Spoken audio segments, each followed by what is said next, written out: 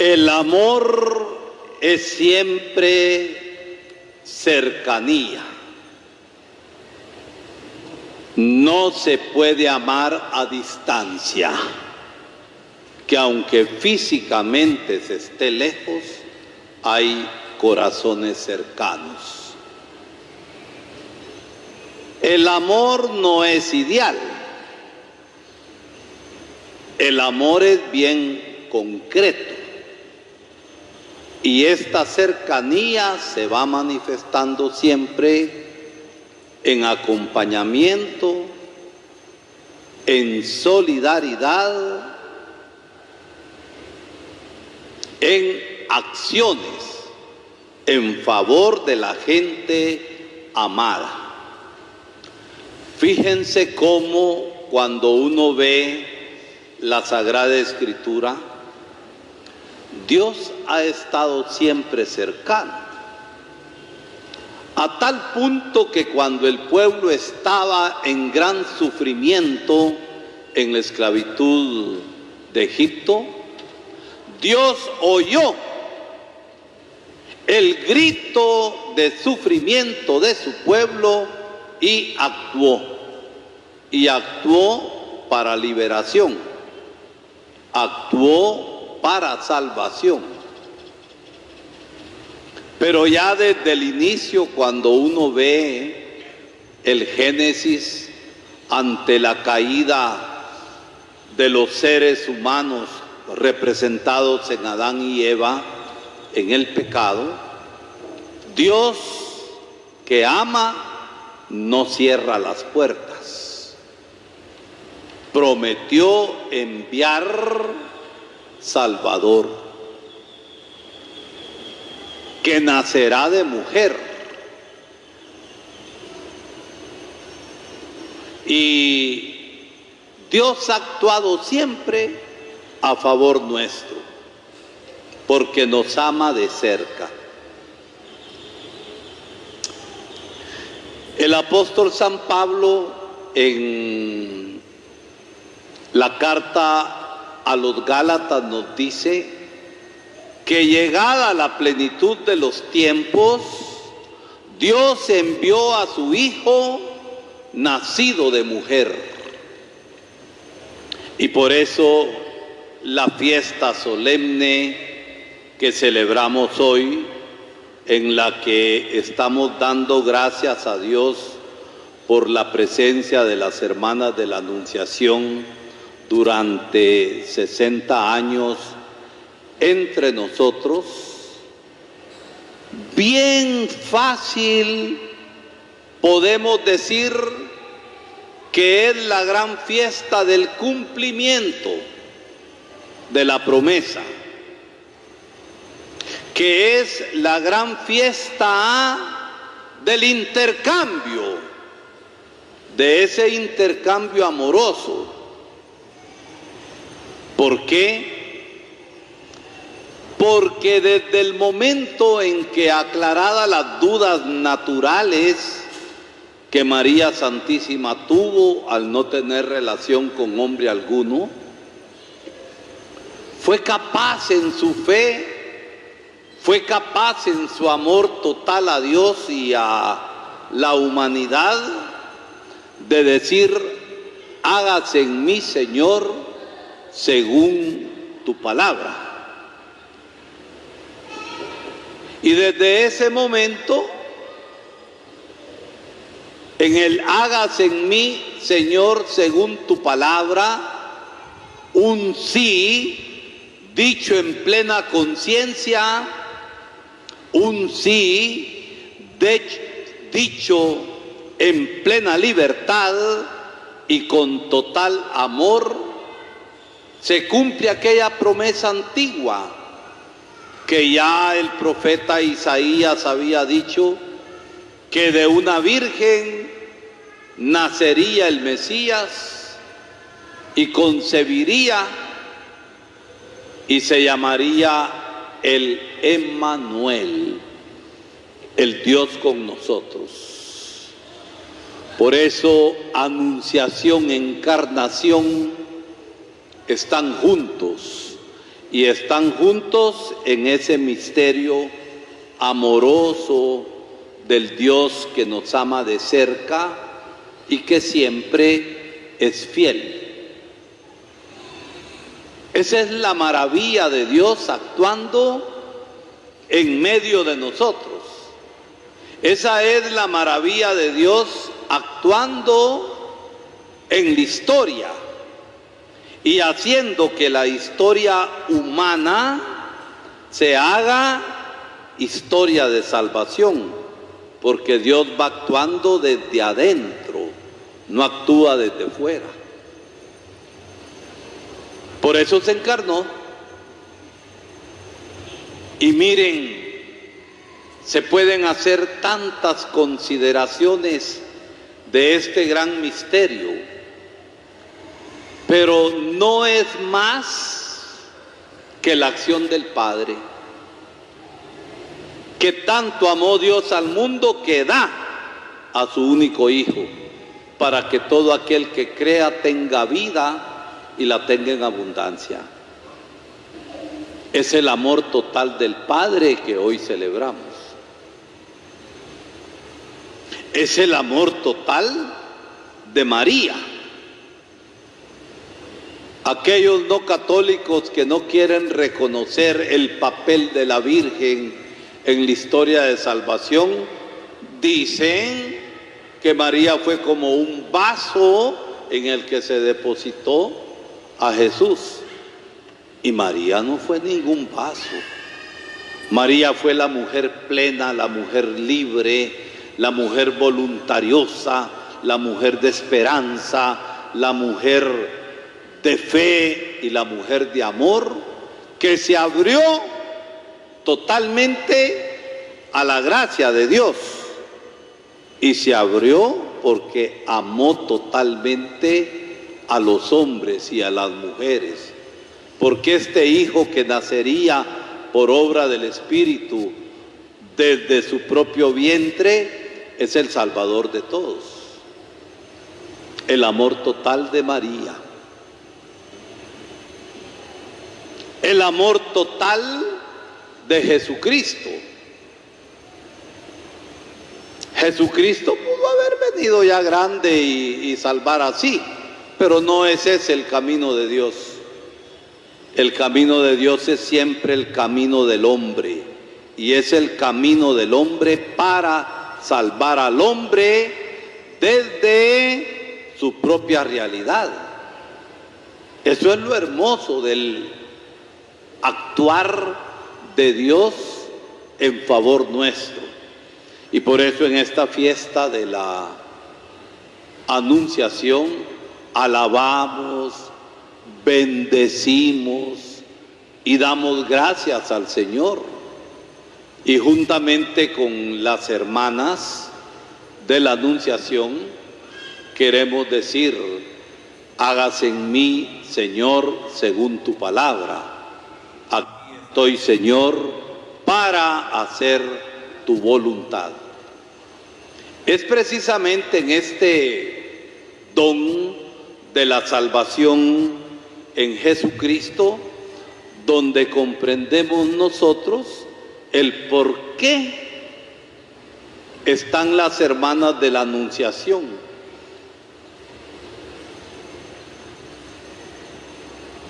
El fundador, el padre Pedro Leclerc, tuvo la gran intuición. Y las intuiciones, cuando hay apertura de corazón y se va discerniendo en el espíritu, no se dan tampoco al chilazo. Yo creo que el fundador meditó, y como la Virgen María guardó y meditó las cosas en su corazón, y cuando estaba el tiempo maduro y el tiempo justo, fundó la congregación. Y miren, la fundó desde la propia realidad. El padre Pedro, en el tiempo que vivía, ¿Qué fue lo que vio? ¿Qué fue lo que vio? La necesidad. ¿Por qué? Porque la gente estaba bien jodida, como sigue hoy. Gran pobreza, gran miseria, enfermedad, ignorancia, necesidades básicas de las personas. Y así como Dios oyó el grito de su pueblo, Dios siguió oyendo en él el grito de su pueblo, y a través de esta obra el Señor ha querido actuar. Las cosas no nacen por gusto, las cosas responden siempre a necesidades concretas. Y ahí es donde nosotros podemos comprender también el amor a los pobres, que todo cristiano ha de tener, que todo religioso, que toda religiosa, que todo sacerdote ha de tener. Y ahí es donde comprendemos el hermoso carisma de las hermanas de la Anunciación.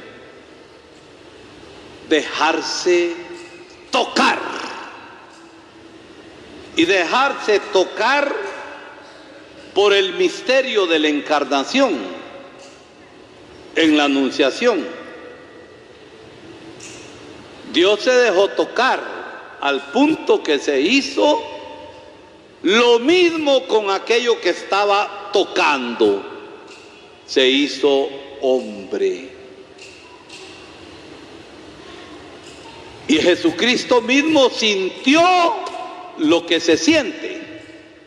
Porque podemos hablar de pobreza, podemos hablar de un montón de cosas, pero bien comidos, bien dormidos, bien nutridos, difícilmente sentimos lo que sienten los pobres. Entonces Jesucristo en la encarnación sintió, se hizo hombre, igualito a nosotros, menos en el pecado. Entonces, por eso el carisma es dejarse tocar por el misterio de la encarnación de Dios y ser abiertos, ser susceptibles, ser disponibles a la acción del Espíritu Santo que quiere actuar en el mundo. Y María, en el relato del Evangelio que acabamos de escuchar, nos está dando el gran ejemplo. Ser susceptibles, ser sensibles, ser abiertos y disponibles a la acción del Espíritu Santo como María. Y porque, fíjense, dice un santo padre desde los primeros siglos de la iglesia, que María, antes de concebir al Emanuel en su vientre, ¿a dónde lo había concebido? A ver, Teresita, ¿a dónde había concebido María antes de tenerlo en su vientre? En el corazón. Porque si no concebimos en el corazón a Jesús y no nos dejamos transformar por Él con la fuerza del amor que recibimos de su Santo Espíritu, no podemos ser cristianos. Nadie puede ser religiosa ni religioso. Nadie puede ser sacerdote.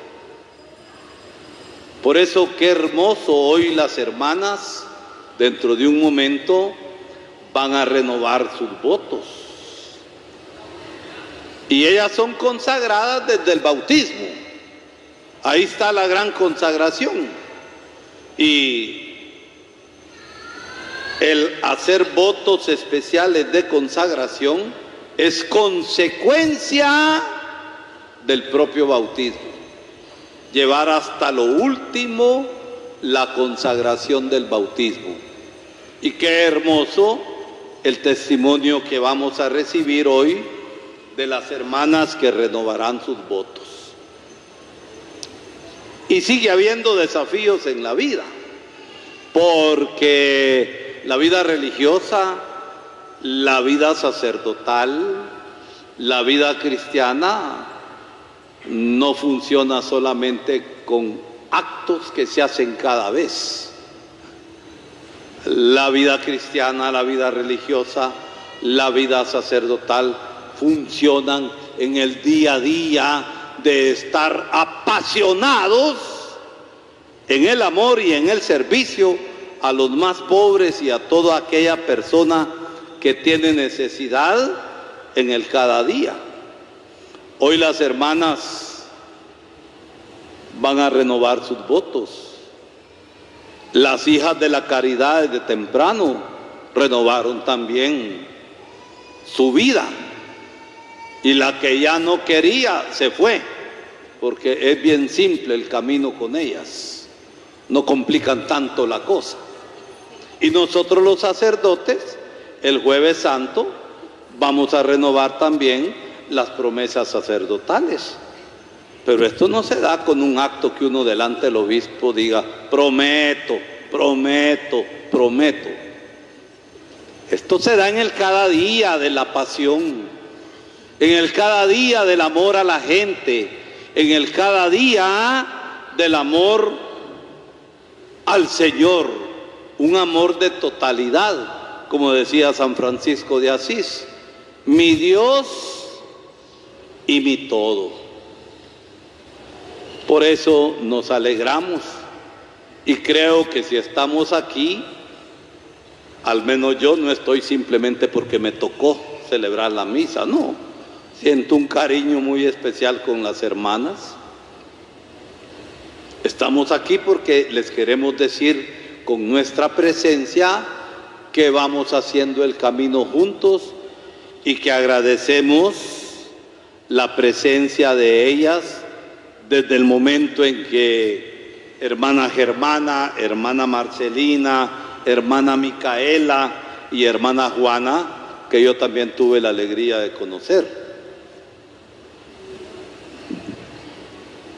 Y desde ese momento el Señor ha estado actuando. Pero también el desafío sigue para las hermanas.